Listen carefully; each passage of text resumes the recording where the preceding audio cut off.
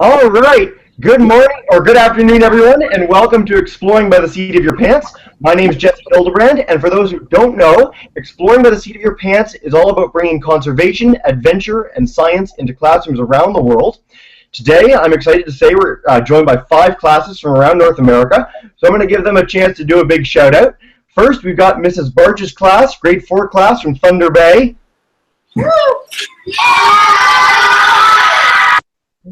We've got Mrs. Finn's class, grade 5 class from Freehold, New Jersey. Hi. We've got Mr. Taylor's grade 9 class from Niagara Falls. Very low-pitched excitement. I like that. All right. We've got Mrs. Furnival's class, grade 3.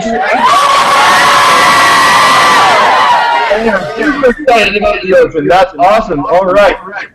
And then we've got Mrs. Berry's class from Weatherford, Texas. All right, they're so excited, but the microphone is muted so we can just see it. It's just epic excitement. All right. I'm also, of course, most excited to introduce our speaker today. We're joined by Mark Erdmann. He is a vice president at Conservation International's Asia-Pacific Marine Programs. His research focuses on the management of marine protected areas, which are really, really important, and on reef biodiversity. He's also logged over 10,000 scuba dives, which is absurd, and we're going to find out maybe how many years it took to do that, and has many papers published in prestigious journals in places all over the world. So without further ado, I'm going to turn it over to Mark. Thanks for being with us here today, Mark, and blow our mind with the ocean. Okay, thanks a lot, Jesse. So I think what I'll do is I'll immediately jump right into my presentation, as my pictures are probably prettier than I am. Let me make sure this works. Whoops. There we go, desktop, start screen share. Tell me if you're seeing it. Can you see it now? Not quite yet. Now, yeah, now we can. Okay, there we go. So again, my name is Mark Erdmann. I'm a coral reef ecologist and marine conservationist. I'm working with the organization Conservation International, and today I'm going to talk a little bit about my career, predominantly focused on the reefs of eastern Indonesia, which is really what we consider to be the global epicenter of marine biodiversity, with more species of coral, fish, and crustacean than anywhere else on the planet. So because I know that almost all of you out there are also young explorers and you're probably thinking about what you'd like to do as you get older, I'm going to share with you a little piece of career advice that my wife gave to me when we were still dating, which is that perhaps if you want to be truly happy in your job as an adult, choose a career that allows you to do what you most enjoyed doing when you were 6 years old. Now, in my case, I grew up in South Carolina in the United States, up in the foothills, and I spent most of my childhood roaming around the creeks and the lakes and then down to the swamps and the beaches of South Carolina, all along catching fish, catching frogs, catching salamanders, and any other weird critters I could find. And that was what really made me happy. Now, fortunately, I was able to find a job as an adult, which allows me to keep doing those things as a marine biologist. And so I just note that that might be something you'd like to consider as well. Now, I went to school at Duke in North Carolina, and shortly after that, I moved on to the University of California, Berkeley, where I started my PhD work.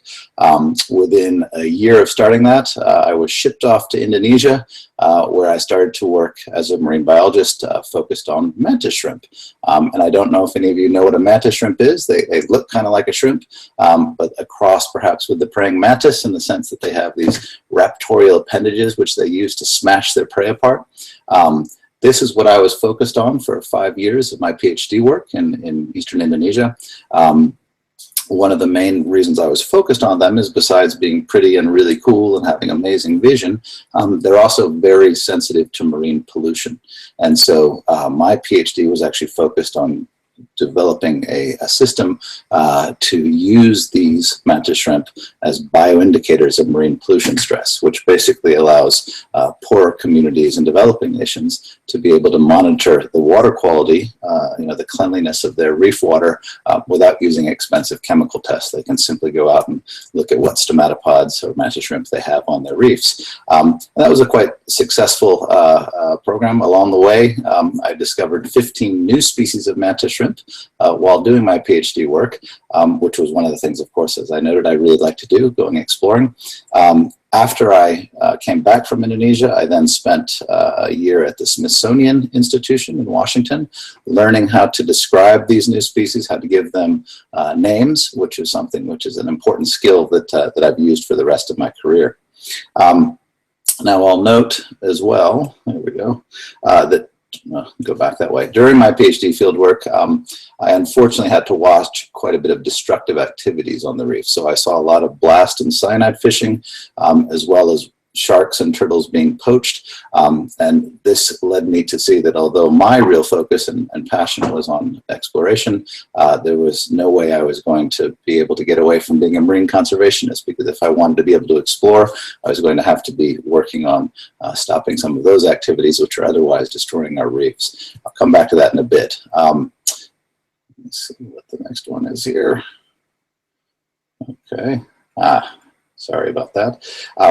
Now, I note that after finishing my PhD, I came back to Indonesia with my, at the time, girlfriend Arnaz, who was about to become my wife. And we got married in Indonesia. And afterwards, we went on our honeymoon to North Sulawesi in Indonesia. And it turns out that we continued to explore even on our honeymoon. We went to a fish market, and literally as we were getting out of the taxi at the fish market, we saw this fish that you see in the upper left-hand corner here being wheeled across the parking lot, which turns out to be a very rare fish indeed, one which is known as the coelacanth, which had been discovered in 1938 as a living fossil in South Africa, but had never been seen in Indonesia. And the one that we found on our honeymoon in the fish market was actually a new species of living fossil coelacanth, which we named Latimerium monadoensis. And you can see my wife there swimming with it.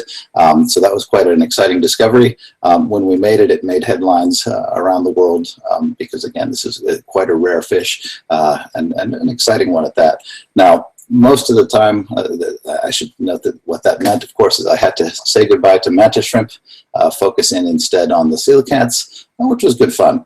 But much of that time was spent going around to fishing villages and trying to learn as much as I could from the fishermen who catch these fish on a very rare basis. But it also meant that I got to do a little bit of exploration directly in their habitat. And here you can see a submersible, two-man submersible. That one has the capability to go down to about 1,400 feet, which is quite deep in the ocean, of course, nowhere near the bottom, but quite deep nonetheless. And we were able to use that submersible to go down and go looking for the coelacanths in their natural habitat, which is usually about 600 feet depth. So we did that, got a chance to see them in their native environment, which was a really exciting time as well. Now, I come back to the whole issue of conservation, of course. The coelacanth is one which is a fish which is considered to be very rare and endangered at that. And so it was necessary that if I was going to work on these, that we also looked at conservation. And so I spent about 2 years after the discovery focused on working with the local communities and the government to convince the Indonesian government to make this a protected species, one which couldn't be fished anymore. And that was a successful campaign, and the coelacanth is now very much a source of local pride in North Sulawesi. And again, that's the Indonesian coelacanth, special to that area. Now, along the lines, while I was doing that, it turns out that the coelacanth was found in the area of Inernational National Marine Park, fortunately. But that led me into starting to work with the park. And shortly thereafter, I was hired by the United States Agency for International Development. And the focus at that point of my career became working with communities and the government to really manage this marine park in a much better way. So we still, at that time, had issues with shark finning. We had issues with bomb fishing and cyanide fishing. So a lot of the work was focused on setting up community patrols and lots of outreach, lots of education work in the local communities and the schools, and basically getting everyone on board with the idea that bomb fishing and shark finning were not a good idea, and we put into place patrols to stop that. And happily, after a couple of years, that started to go in very much the right direction, and the fish and the corals really started to recover quite nicely. Along the way, one of the things that I got to do as kind of a side project, which is quite a bit of fun, with some coral reef rehabilitation work. This is a situation where, again, a lot of these reefs have been badly damaged by bomb fishing, which completely blows apart the reef and leaves you with basically a flat rubble field. Here you can see working with communities to assemble these ceramic eco reefs, as we're called. They look like big snowflakes, and then install them on the bottom, which was just to be able to give a little bit of structure to the bottom so that fish can come in.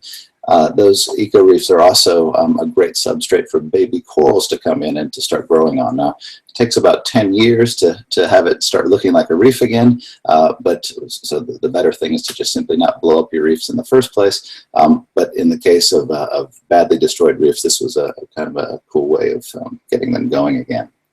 Now, by 2004, the work in Bunaken was coming to an end, and I was very lucky to be invited by Conservation International to come and start working on the reefs of Raja Ampat. Now, this is truly the epicenter of marine biodiversity, gorgeous area in West Papua, more species of fish, of coral, of anything you can pretty much think about in the ocean than anywhere else. As an example, with the hard corals, we have over 600 species of hard coral there. That's 75% of the world's total hard coral species found in Raja Ampat and its surrounding West Papua, which is about 10 times more than you'll find in the entire Caribbean Sea, just to give you an idea. We also have close to 1,800 species of reef fish in this area. And there you can see my daughter actually snorkeling over some of the reefs there. Quite stunning. Now, working there, we had another situation where, again, there was issues with bomb fishing, cyanide fishing, shark finning. And so, again, started to work with the local communities there to set up a network of 12 big marine parks, which have come into play. You can see, I think, a map there at the bottom of your screen, which shows the 12 marine parks that we worked with the government and communities to put into place. And then we spent the last 10 years working with those communities to really train them into how to properly manage those marine parks. And I'm happy to say that at this point, they're mostly very well managed, and in fact, some of the best managed reefs in all of Southeast Asia. And the reef fish populations are amongst the best anywhere. So if you ever get a chance to come diving in Raja Ampat or the West Papua area, I would encourage you to do such. It's really quite a spectacular area. Now, during that time, I, of course, was working a lot with local communities and government to be able to set up these marine parks. But along the way, it was very important to also be exploring as well. And my focus at this point, moving on from the coelacanth, was really on coral reef fishes, because as I noted, this is a spectacularly diverse area, lots and lots of different species. And I started to work closely with a very dear friend of mine, Dr. Jerry Allen, who's probably the world's foremost expert on reef fishes. And we've spent really the last 14 years now looking at the reef fishes of Eastern Indonesia, and especially West Papua. Now, here you can see me with Jerry. We're gearing up to go down for a scooter dive around the reefs of West Papua looking for new species. And you can see in the bottom right corner, I've brought up a new species, actually of cardinal fish from about 220 feet. And Jerry's busy photographing it there so that we can document its live colors before we bring it up. There we go. Now, along the way, over these past 12 to 14 years, we've discovered over 130 new species of reef fish. Here you can see one of our more recent ones being announced, which is a new species of walking shark. Now, for those of you who don't know what a walking shark is, you can probably imagine based on the name, but I'll just show a quick video here so you can see what a cool little critter this is. So many of you might think of sharks as being big, scary animals. Most of them actually aren't. There's many different species of shark, but this one is perhaps one of the cutest. You can see it walks across the bottom, much more like a lizard or a salamander than a big, scary shark. And it does that to be able to poke its head under coral heads like you're about to see here, in search of the food which it's looking for, which are either baby fishes, sometimes crabs, shrimps, or even shelled animals, which it can crush apart with its teeth. So this is one of the new species we found back in 2013. You can see there, it can also swim if it needs to, but it prefers to walk if it gets the opportunity. And I just show here a map of West Papua, and interestingly, we have 5 different species of walking shark as you move around West Papua. and 3 of those are new ones that we recently discovered. Along the way, we discovered a number of other, perhaps more beautiful coral reef fishes, and I'm just going to show you a few of those to give you an idea of what they look like. This is a stunning species of flasher wrasse. The male here in his display trying to attract females to come in and mate with him. A gorgeous animal that's in the southern part of West Papua. There's another species of flasher wrasse. We have 6 different species of flasher wrasse around West Papua. Here's a beautiful one, a snapper that we described a couple of years ago after West Papua, Janus papuensis. This is a dottyback, beautiful colors. We named it Pseudochromis matahari. Matahari means sunset in the Indonesian language, and you can see perhaps why from the colors of that fish. Here's another beautiful little fairy wrasse that we discovered. This one named after Cendrawasih Bay, where it was found. And keep going here. Oops, there we go. A dottyback, a gorgeous purple dottyback with a yellow stripe, named after a friend of ours who was on the expedition with us. There's a goby, a trimma goby, that we named Trimma pajama after the stripes that look kind of like old-fashioned pajama bottoms.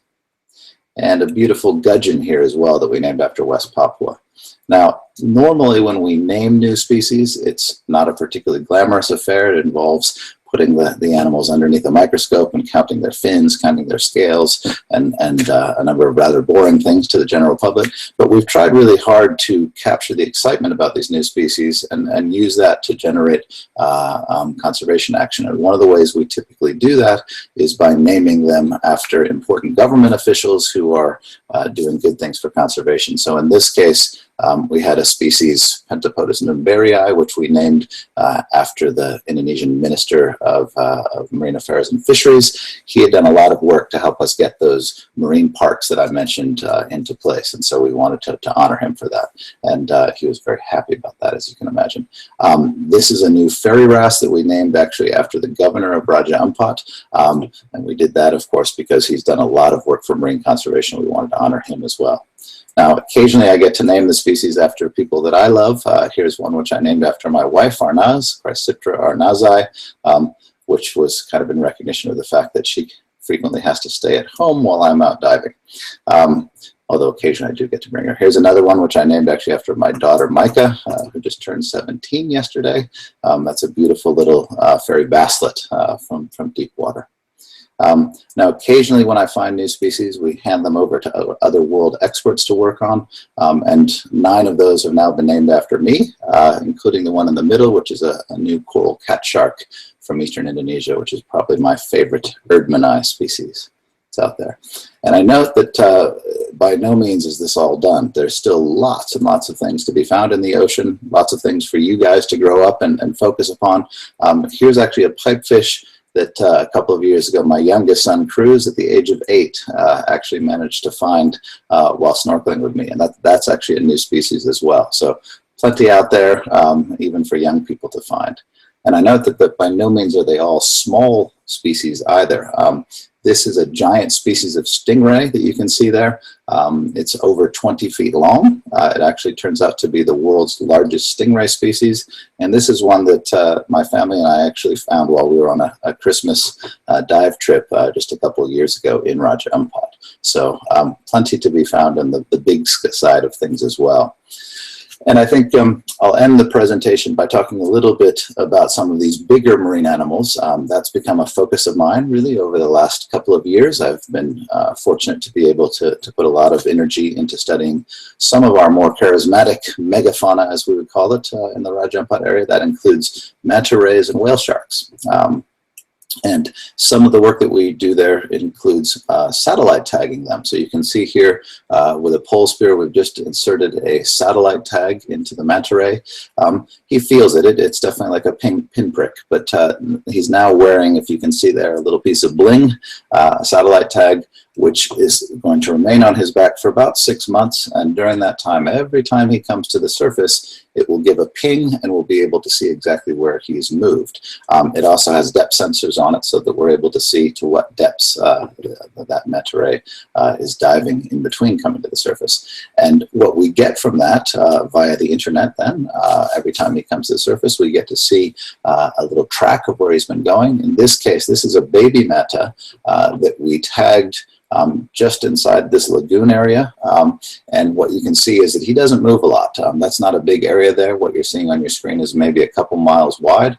And you can see he really just stays inside that lagoon. And that's for a good reason, of course. Baby mantas are quite vulnerable to large shark species as predators, and the lagoon acts very much as an area which they can shelter from those large sharks. So in doing this, we basically prove that this lagoon area you see on your screen is a nursery area for manta rays, and that was very important for us from a conservation perspective, because it then allowed us to work with the government to put into place some regulations to basically slow down speedboat traffic in the lagoon, make sure that that people weren't going to accidentally run into the baby mantas.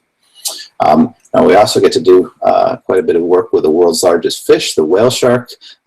Another shark which is by no means a scary animal. It's big, but it has tiny little teeth, and it's a really quite a spectacular animal to swim with. In this case, we take advantage of the fact that they sometimes get caught in nets in West Papua, and the fishermen are quite happy to release them. But what we've started doing is actually attaching a satellite tag to their dorsal fin. You can see right there that we're doing that. Now, I know that might sound quite barbaric, but the reality is that the fin of the shark doesn't have much in the way of nerve ending, so it doesn't really feel this. But it's a great place for us to put a satellite tag, because every time that animal comes to the surface and the fin comes above the surface, that antenna that you see there, again, is able to send a signal up to a satellite, first of all, to get a position, and then to send that information back to the satellite network, which then allows us to download it and have a look at where these animals have been moving. Now, this, again, is kind of a Google Earth image of eastern Indonesia, and you can see there this particular whale shark. The green dots are where we first tagged it. The yellow dots were a bit later on. This is over the course of about a year, and you can see that whereas it stayed in that bay to begin with, it eventually came out of the bay and started moving around quite a bit, and in fact all the way over to Ampat. Here's another individual. You can see they don't do the same thing by any means. In this case, they came out of the bay. This one came out of the bay, and then it headed down the north coast of Papua New Guinea over to the Seascape River outlet, where it seems to have been feeding off of river mouths in order to get the small bait fish which live there. I should add that whale sharks, although being the largest fish in the ocean, actually feed on some of the smallest things, including plankton and small bait fish. Here's another one that decided to go far north, all the way up to the Mariana Trench, the deepest area on Earth's oceans, and then came right back down to West Papua and is now hanging out in Raja Ampat. So we see some interesting movements like that as well.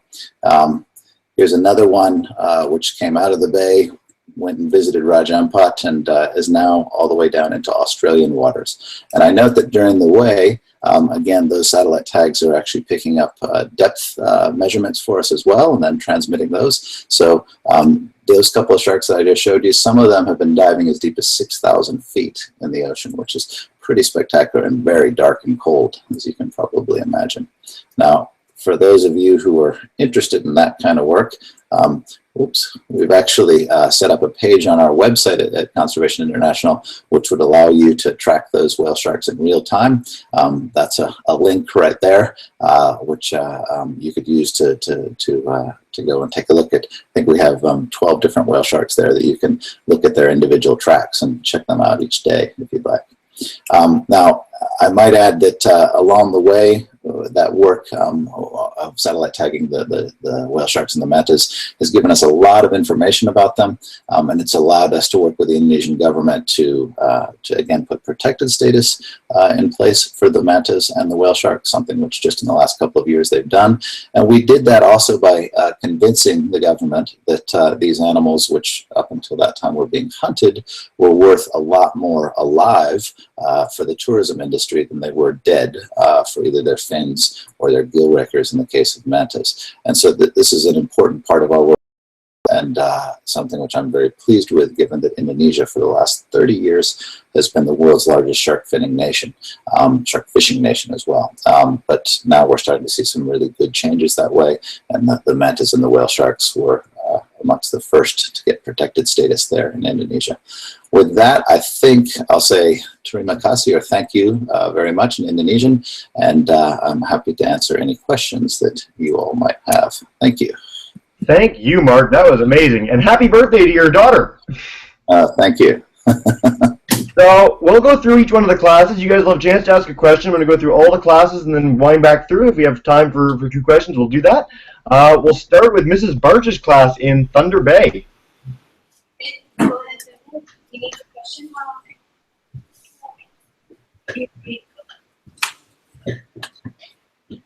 What's your most favorite species, and is Indonesia hot, cold, or warm?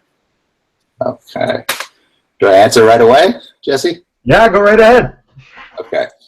Yeah, that's my favorite species. That's a hard one to say, but I'd say probably one of two. The walking sharks hold a very special place in my heart. I've spent a lot of time underwater with them, and they're just such amazing animals to follow. I really like them. But probably I'd have to say overall the manta rays are my favorite. And I say that because they're actually one of the smartest fish in the sea. And if you get a chance to swim with mantas and look into their eyes, you'll see that they're very much looking at you. They understand who you are. They actually have the biggest brain to body mass ratio of any fish in the ocean. And they can actually recognize individual divers, and really quite amazing animals that live to be just as old as we do. You also asked if Indonesia was hot, warm, cold. It's definitely a hot place. It's right on the equator, spans the equator, and yeah, typically it's quite a hot place to be. No seasons. It's just hot all year round. Excellent. All right, we'll head on to Mrs. Finn's class in Freehold, New Jersey. Okay. What shark bug? No, hold on. Go ahead. Can you explain what shark finning is? Sure. Shark finning is a very, sorry I didn't explain that earlier in my presentation. Shark finning is a very unfortunate practice wherein the fins of shark are sold in China and in some Chinese restaurants as a soup.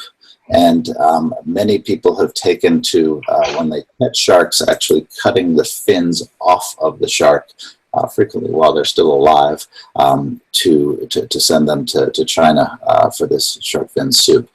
So that's a practice known as shark finning. Again, it's frequently done to the live shark, and it's really not a very nice practice at all. It would be akin to me catching you and cutting your arms and legs off and then throwing you back into your classroom while you're still alive. And of course, the sharks eventually die from bleeding to death. So really not a very nice practice. It's now illegal in many parts of the planet, but unfortunately it does exist still in some places, and that's one of our main focuses on trying to get rid of that practice. Well, best of luck, and hopefully we can make it legal everywhere soon. Yes. We'll go to Mr. Taylor's class in Niagara Falls. Hey, Jordan. When do you predict the oceans will become unsustainable? I heard, when do I predict the oceans will become what? Unsustainable? Unsustainable.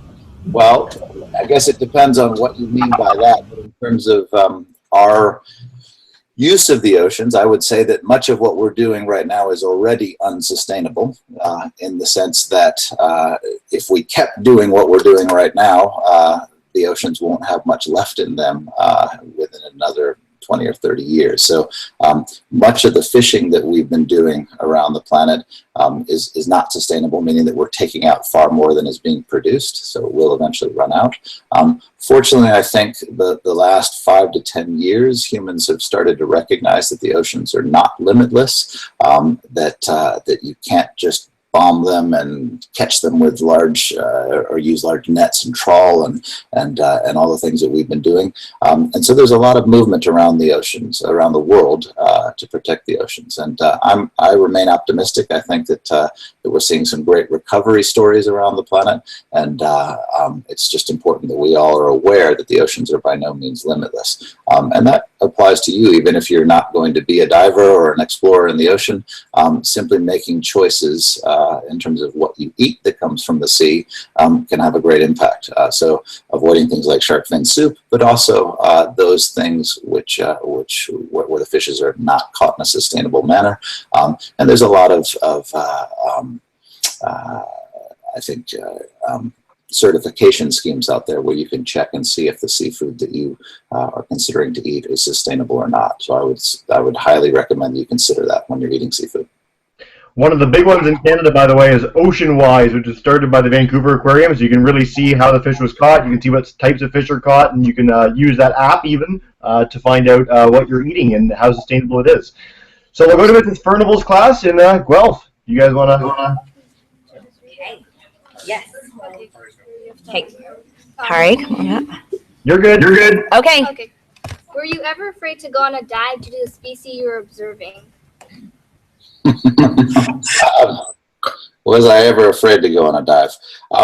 Actually, there's been a few times when I've been a little bit scared to go on a dive, not so much because of the marine life that was there, but because, as you might be aware, the oceans can be quite strong, and they're much bigger and stronger than we are. And occasionally, when we want to go diving, we can see that the currents are swirling and that it's really not a place for humans to get into the water. In that case, sometimes I've had to wait a couple of hours for the currents to die down. Those currents are frequently, of course, caused by tidal changes, which are always changing. And if we wait a couple of hours, frequently those currents will die down. In terms of marine life, yeah, occasionally we get to an area where there's a lot of bigger sharks in the water. And for the most part, I find sharks to be, if you respect them, they usually will respect you if you don't do anything silly, especially if you can see them.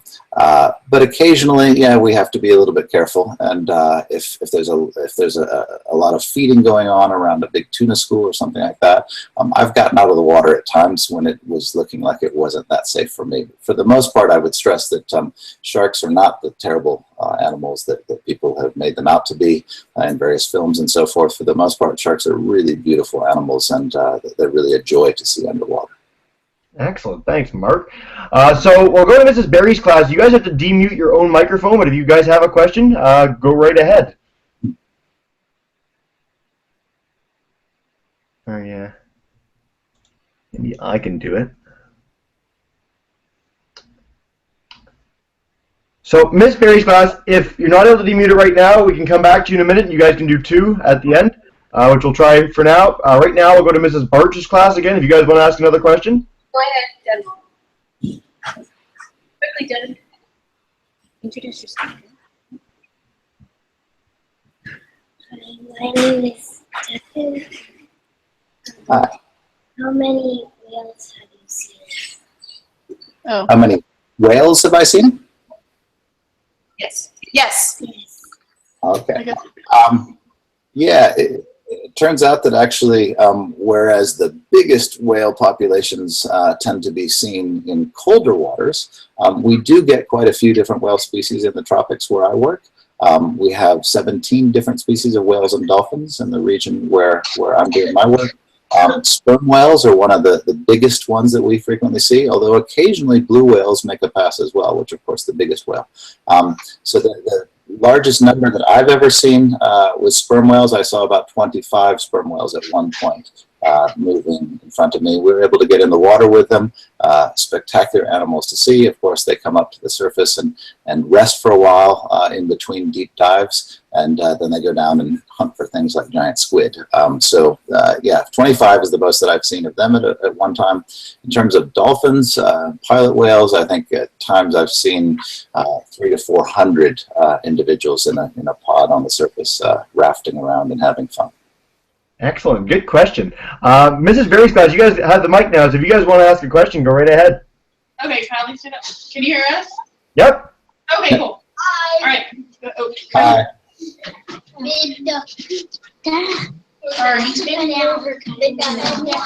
Okay, there you go. How do you know if it's a new type of fish? How do we know if it's a new type of fish? That's a very good question. So basically, one of the things is that we've done a lot of work on these fish, and so for most of them, we've kind of memorized them. Now, that's a lot of fish to memorize. We have about 3,000 species in the area where I work. But after you get to know them, it's relatively straightforward to remember them. And so when we're swimming along and we see a species which has a completely different color pattern than something that we've seen before, then we usually suspect we might have something special and new there. So then we'll take a photo of it underwater. We have special underwater cameras. And if we can, we'll try to collect it as well. Although sometimes we'll just take a photo, come up to the surface, examine it, and then if it does prove new, we go back with nets and try to get fish. But yeah, it involves a lot of memorization. Fortunately, we have a big book that we've made on the area too. So, Ms. Perry's class, if you guys like to ask another question, go right ahead too. One of the questions. Here, come up here. I'm gonna ask the question. Sorry, we've got 2 classes in here, so it's a tight fit. What is your favorite animal that you have discovered?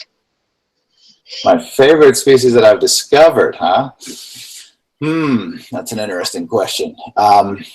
Obviously, I noted to you that mantis are probably my favorite fish in the sea, but I didn't discover them. Favorite one that I've discovered is probably, the coral cat shark that we discovered.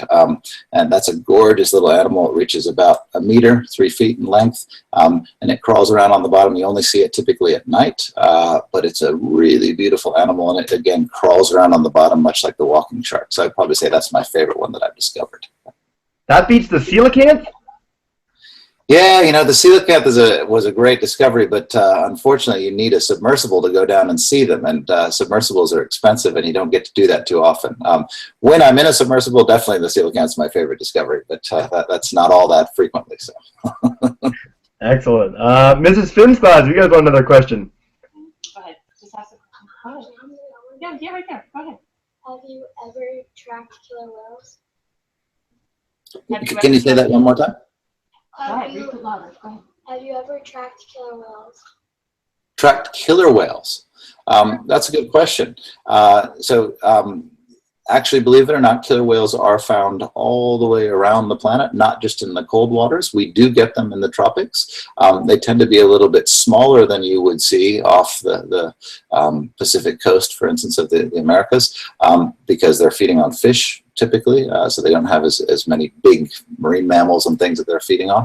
So they're smaller, but yes, we definitely get them. I've definitely swam with them before in the tropics, and they are spectacular animals. I might add, I now live actually in New Zealand, so in between all of my trips in Indonesia, I'm in New Zealand, and here we have lots of orcas, lots of killer whales, and they feed predominantly on stingrays, and my family and I have been able to go out kayaking with them. They're spectacular animals, to be sure. Excellent. All right, we'll go back to Mr. Taylor's class. Bob? How deep have you ever dived? What's the Deep? Sure. So normal scuba diving recreational depths are about 120 feet, 40 meters. I regularly do diving to 70 meters, about 220 feet, because we find that quite a few of the new species that we're looking for are, well, they're found where other people haven't done a lot of exploring before. So I do a lot of diving in the 50 to 70 meter range, which is very productive for new species. So that's the deepest that I've gone, actually, with a scuba tank. But I've also gone down in submersibles, as I showed there, and with that I've gone as deep as 500 meters, which is whatever, 1,600 feet or something like that. Awesome. All right, and then last but not least, we'll go back to Mr. Finn's class. Tiffany, go ahead. How can we help? How can you help? That's a very good question. Well, as I noted, I think important things to really focus on is the fact that the use of the oceans up until now has been quite unsustainable, right? So first of all, being careful about what you eat from the oceans is a really good way of contributing to that. Making sure also, though, that you think about pollution and the use of plastic and so forth, because one thing which people don't frequently recognize is that almost anything that we do on land eventually impacts the ocean, right? And that's because the rivers, of course, all run to the sea. And if we, for instance, pollute our rivers, that ends up in the ocean. If we throw plastic on the highway, throw our trash out, it frequently will wash into a river, and it will eventually wash down into the sea, and it will be floating out in the ocean, and we'll see a number of fish which like to feed on either plankton or jellyfish might mistake that and actually feed on it. We see a lot of problems with that. So reducing your use of plastic, thinking a lot more about what fish you're going to eat, making sure it's sustainable choices, and then in general, just spreading the word about how important the oceans are. And I would hope that some of you might consider growing up and being marine biologists, marine conservationists yourself, and then you can really directly work on some of these issues, which would be fantastic. And I wish you the best of luck in that. Well, a great question to end it and a great answer. And in case it wasn't clear to everyone, getting to follow your passion, you get to swim with manta rays and find tons of new species and go all over the world and impact marine conservation areas. So pretty cool story from Mark. What we do at the end of every presentation is give you guys a chance to say thank you. So I'm going to demute all your microphones. If you guys all want to do a big shout out and say how much you enjoyed it, go right ahead.